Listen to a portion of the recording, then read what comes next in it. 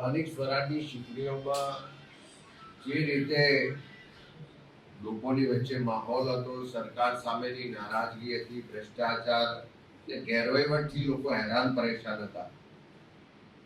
પણ પરિણામો જ્યારે આવ્યા ત્યારે અપેક્ષાથી વિપરીત પરિણામો આવ્યા. ને સ્થાનિક સ્તરે એ સંગઠન સૃજન અભિયાનના માધ્યમથી સંગઠનની નિમણૂક કરવામાં આવી. ત્યાર પછી ઉમેદવારોની તમામ પસંદગીની પ્રક્રિયા પણ સ્થાનિક સ્તરે કરવામાં આવી. આજે પરિણામોની સમીક્ષા માટે અમે ઝોન વાઇઝ આજથી મીટિંગો, સમીક્ષા બેઠકો શરૂઆત કરી છે.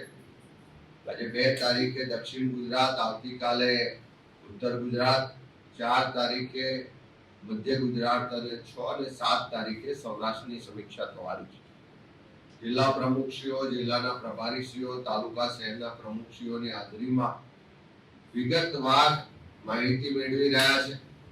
જે પણ અત્યાર સુધી સમીક્ષાઓ થઈ એમાં એક જ સૂર ઉઠે છે કે ભારતીય જનતા પાર્ટી સામે લોકોમાં ખૂબ નારાજગી હતી, ખૂબ આક્રોશ હતો.